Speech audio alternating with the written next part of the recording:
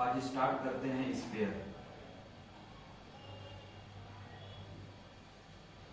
Sphere एक 3 dimensional figure है। It is a 3 dimensional 3D figure. ये एक 3D फिगर है। इसमें एक कर्व सरफेस पाया जाता है। It has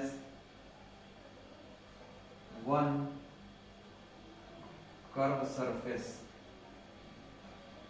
only. इसका सिर्फ एक कर्व सरफेस होता है। अगर हम लोग स्फीयर का फिगर बनाते हैं तो कुछ इस तरह से होगा।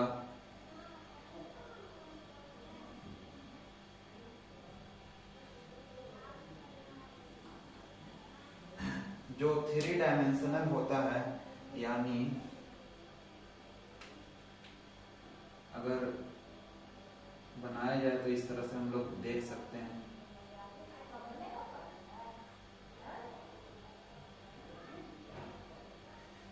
ये एक 3 डायमेंशनल फिगर है।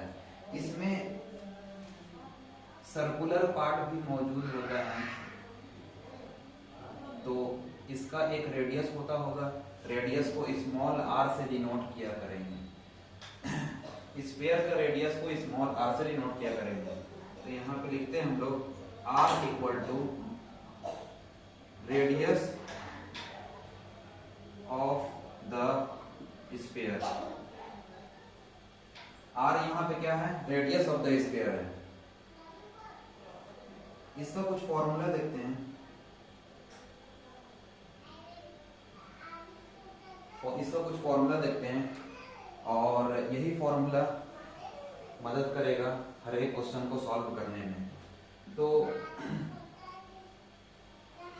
1 नंबर फॉर्मूला, यहाँ पे कर्व सरफेस एरिया,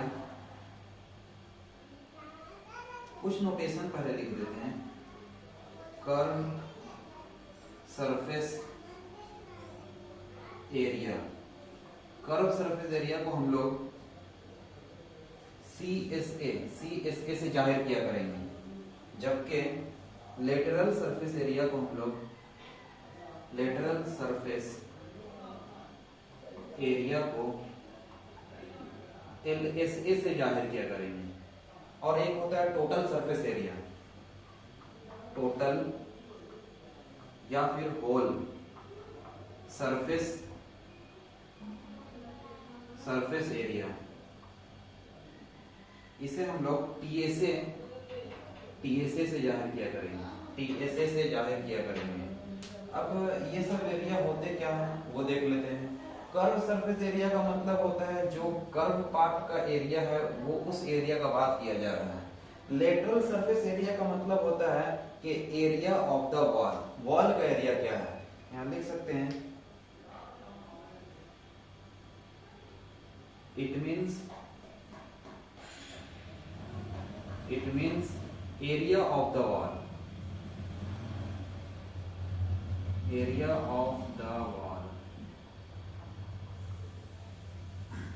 का जो एरिया होता है उसे ही हम लोग लेटरल सरफेस एरिया कहते हैं।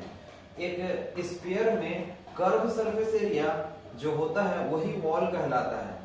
इसलिए यहाँ पे कर्व सरफेस एरिया और लेटरल सरफेस एरिया बराबर होते हैं। और टोटल सरफेस एरिया भी यहाँ पे बराबर होते हैं, क्योंकि जो पूरा सरफेस एक स्फीयर का होल सरफेस जो होता है पूरा का पूरा सरफेस ही कर्व होता है। इसलिए in case of sphere only the curve surface area, lateral surface area and total surface area all are same. यानी कि हम लोग लिख सकते हैं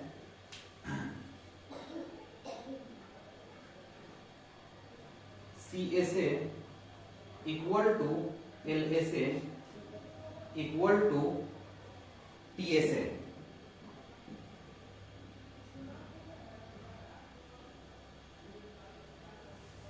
In case of sphere only,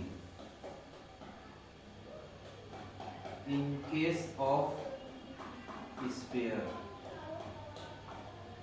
only, sphere का केस में total surface area, lateral surface area और कर्व सरफेस एरिया तीनों आपस में बराबर होते हैं। वो क्या होते हैं, चलो देख लेते हैं। सबसे पहले हम लोग एक छोटा सा बात देख लेते हैं। जहां भी आर दिखेगा समझेंगे रेडियस, स्फीयर का रेडियस है ये, ठीक है। उसके बाद दो फॉर्मूला इसमें याद किया जा सकता है।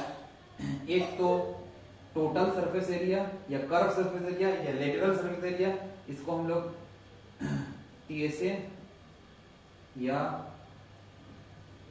एलएसए या सीएसए से जाहिर करेंगे, और जो कि कितना होता है, तो आंसर होगा 4 pi r square unit.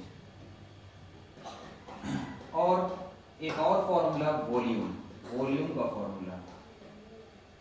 Volume का मतलब ये होता है कि इस स्फीयर में कितना जगह है या ये स्फीयर कितना जगह घेरता है।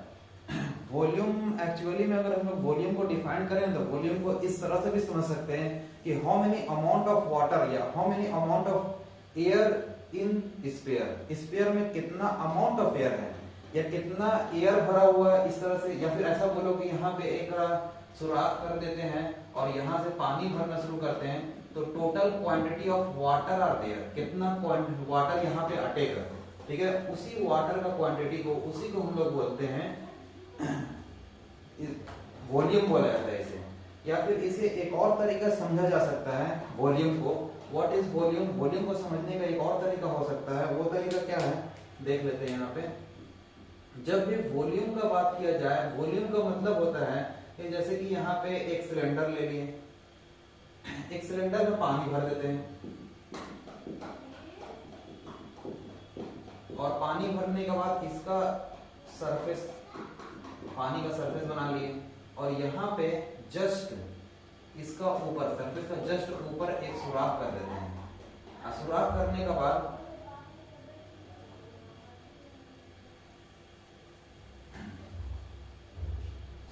के बाद यहाँ पे एक अलग स्फीयर रख देते हैं।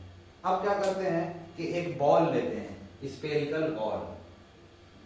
बॉल लेते हैं, उसको इसमें इमर्स करते हैं, कंप्लीटली इमर्स करते हैं, यहाँ पे डुबाते हैं। तो यहाँ पे जब डुबाएंगे एक बॉल को, तो थोड़ा लेवल ऑफ वाटर, कुछ वाटर का लेवल जो है ऊपर उठ जाएगा। तो जितना वाटर का लेवल ऊपर उठेगा, वो यहाँ से पानी निकलना शुरू हो जाएगा। वाटर का लेवल जैसे जैसे ऊपर उठेगा, यहाँ से पानी निकलना शुरू हो जाएगा, और ये पानी यहाँ भरना शुरू हो जाएगा, यहाँ भरना शुरू हो जाएगा। तो यहाँ पे कितना पानी जमा होगा? उतना ही पानी जमा होगा जितना इस स्फीयर में पानी को हटाया है। जितना वाटर को डिस्प्ले किया है उतना पानी हटा देगा वो। और इस पानी का अगर हम लोग वॉल्यूम निकालेंगे, इस पानी का अगर हम लोग निकालने के लिए पानी कितना जगह घेर रहा है, तो जितना जगह ये पानी घेर रहा होगा उतना ही इसका वॉल्यूम होगा, उतना ही इसका इस स्फीयर का वॉल्यूम होने वाला है। जितना ये पानी जगह घेर रहा होगा उतना स्फीयर का वॉल्यूम कहलाएगा। यानी कि सीधा सी बात ये है कि हम लोग वॉल्यूम के बारे में ये कह सकते हैं कि वॉल्यूम जगह का घेरना को कहा जाता है, या फिर कोई भी चीज कितना जगह घेर रहा है वो उसका वॉल्यूम कहलाता है। तो वॉल्यूम का फॉर्मूला देख लेते हैं। वॉल्यूम का फॉर्मूला क्या होता है? वॉल्यूम को निकालने के लिए हम लोग ऐसे तो जितना भी तरह का फिगर के बारे में पढ़ेंगे, मतलब कि 3 डायमेंशनल जितना भी फिगर के बारे में पढ़ेंगे, अगर 3 डायमेंशनल फिगर का एग्जांपल लिया जाए, 3 डायमेंशनल फिगर का एग्जांपल लिया जाए, तो कुछ 3D फिगर होते हैं, जैसे कोन, सिलेंडर,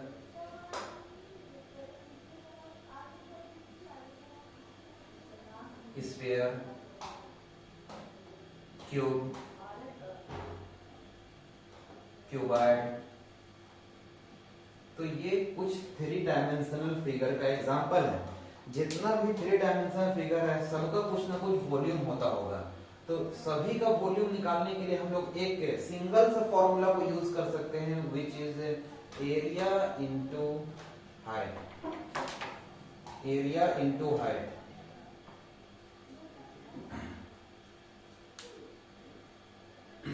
तो सबका एक कॉमन ही फिगर फॉर्मूला होता है, एरिया इनटू हाइट होता है, और सब के लिए ये कॉमन सा फॉर्मूला यूज करते हैं, या फिर ऐसा अलग अलग से करना होगा तो यही एरिया इनटू हाइट बन जाता है। कोन पर आकर कुछ और, सिलेंडर पे आकर कुछ और, स्फीयर पे आकर कुछ और बन जाता है, और इसका भी एक अलग वॉल्यूम का फॉर्मूला होता है, और इसका भी एक अलग वॉल्यूम का फॉर्मूला होता है, और जितना भी वॉल्यूम होता है वो सब को हम लोग एरिया इनटू हाइट से ही मालूम किया करते हैं। तो यहाँ पे हम लोग वॉल्यूम का फॉर्मूला देखते हैं। तो वॉल्यूम ऑफ द स्फीयर का बात किया करेंगे तो वॉल्यूम ऑफ द स्फीयर होगा 4/3 pi r cube, cubic unit, cubic unit. तो स्फीयर चैप्टर में, इस चैप्टर में सिंपल सा बात यह है, 2 से 3 बात याद रखने का है जो हेल्प करेगा क्वेश्चन सॉल्व करने में, वो ये है। बस इतना बात याद रखो, इससे आराम से हर एक क्वेश्चन सॉल्व कर सकते हैं रिलेटेड टू स्फीयर। तो एक बार फिर से देख लेते हैं। एक स्फीयर जो होता है वो 3 डायमेंशनल फिगर होता है। It has one curve surface only, इसका एक कर्व सरफेस होता है। आर यहाँ पे रेडियस ऑफ द स्फीयर को जाहिर करेगा। आर से हम लोग रेडियस ऑफ द स्फीयर को डिनोट किया करेंगे। इसमें कुछ फॉर्मूला होते हैं, कुछ नोटेशन देख लेते हैं फॉर्मूला देखने से पहले। यहाँ पे कर्व सरफेस एरिया पाया जाता है जिसको हम लोग सी एस ए से जाहिर किया करेंगे। लेटरल सरफेस एरिया पाए जाते हैं जिसे हम लोग एल एस ए से जाहिर किया करेंगे। टोटल या होल सरफेस एरिया पाया जाता है जिसे हम लोग टी एस ए से जाहिर करेंगे। लेकिन ये स्फीयर का केस में क्या होता है कि curve surface area, lateral surface area और टोटल सरफेस एरिया तीनों आपस में बराबर होते हैं। तो ये तीनों का सिर्फ एक ही फॉर्मूला हम लोग देखेंगे जो कि यहां देखने वाले हैं। R for radius of the sphere, और अगर हम लोग बात करेंगे इसका एरिया के बारे में तो इसका एरिया होता है 4 पाई आर स्क्वायर यूनिट। और वॉल्यूम का बात किया करेंगे तो वॉल्यूम को हम लोग बोलेंगे 4/3 पाई आर क्यूब। यहाँ पे पाई का वैल्यू 22/7 या फिर 3.14 यूज किया करेंगे। इससे रिलेटेड एक क्वेश्चन देख लेते हैं जिससे हम लोग क्लियर हो जाएगा।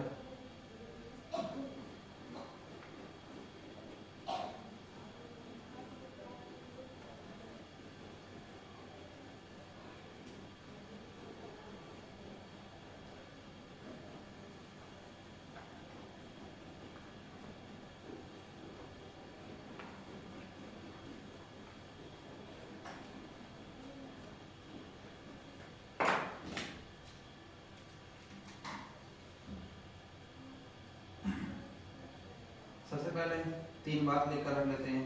R equal to radius of the sphere,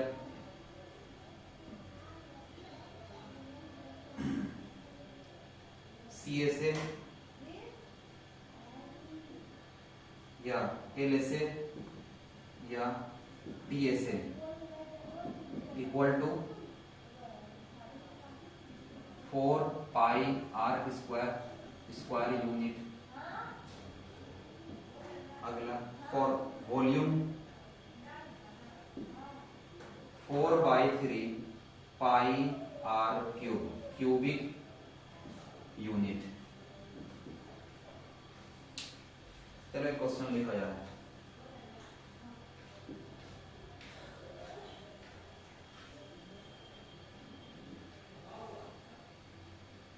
radius of the sphere is 2.1 meter. Calculate the lateral surface area, calculate the total surface area and volume of the sphere.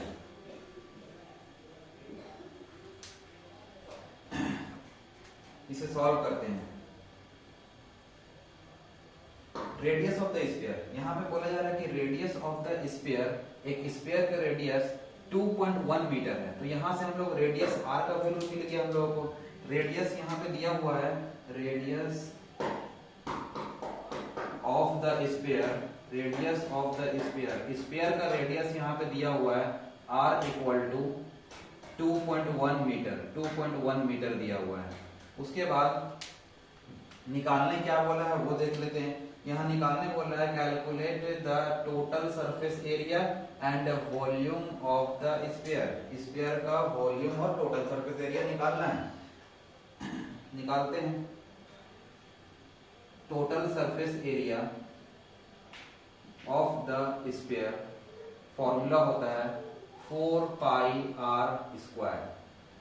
Put करते हैं वैल्यू 4 पाई, पाई का value 22/7 होता है, पाई का value 22/7 put कर दिए। उसके बाद आर, आर का वैल्यू गिवन किया हुआ है 2.1, और चूंकि आर पर स्क्वायर है इसलिए 2.1 दो बार लिखेंगे, 2.1 इंटू 2.1, ठीक है। अब मल्टीप्लाई करते हैं, 7 का टेबल में काट सकते हैं इसको, 7 1 जा 7, 7 3 जा 21 पॉइंट था इसलिए 0.3 टाइम्स में कट गया। उसके बाद अब मल्टीप्लाई कर लेते हैं, तो 21 इंटू 3, 21 इंटू 3 63 हो जाएगा, और 22 इंटू 4 88 हो जाएगा। तो इस तरह से लिख लेते हैं 63 और 88, 8 3 जा 24, 8 6 जा 48, 48 प्लस 2 50, 405 4455, यानी कि मल्टीप्लाई करके आएगा 5544। 1 2 2 के बाद पॉइंट है, 2 के बाद पॉइंट लगा लिए, इतना स्क्वायर मीटर, ये आंसर हो गया। टोटल सरफेस एरिया निकल गया। अब वॉल्यूम निकालते हैं।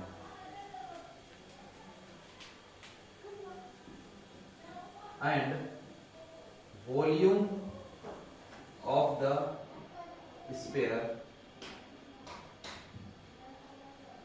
फॉर्मूला क्या होता है, फॉर्मूला होता है 4/3 पाई आर क्यूब। पुट करते हैं वैल्यू 4/3, उसी तरीके से लिख दिए पाई का वैल्यू, पाई का वैल्यू कितना है, पाई का वैल्यू 22/7 होता है। आर, आर तो आर पे तो क्यूब है, मतलब कि आर 3 बार लिखना पड़ेगा, 2.1 इंटू 2.1 इंटू 2.1। उसके बाद काटना शुरू करते हैं, तो ये 7 का टेबल में काटते हैं, 7 का टेबल में काटेंगे तो कितना बार में काटेगा, 0.3 टाइम्स में काटेगा। और ये 3 का टेबल में काटेंगे, 3 1 जा 3, और 3 1 जा 3 होता है, पॉइंट लगा हुआ इसलिए 0.1 टाइम्स में काटेगा। अब मल्टीप्लाई कर लेते हैं,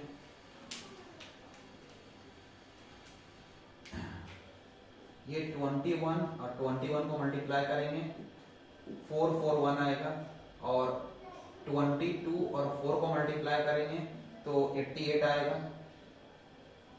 और अब 8 1 जा 8, 8 4 जा 32, 8 4 जा 32, 32 प्लस 3 इक्वल टू 35, और फिर से 8 2 5 3, ये 8 0 1 रहा, और यहाँ पे हो जाएगा 8, और यहाँ पे फिर से 8 8 और 3, यानी कि मल्टीप्लाई करके आएगा 3 8 8 0 8। पॉइंट, एक के बाद पॉइंट, यहाँ पे दूसरा, और यहाँ पे तीसरा, यानी 3 के बाद पॉइंट पड़ेगा, 1 2 3, यहाँ पर पॉइंट पड़ेगा, क्यूबिक मीटर। ये हम लोग का आंसर हो गया। तो ये था स्फीयर के बारे में। इसके बाद स्टार्ट करेंगे स्फीयर का एक्सरसाइज।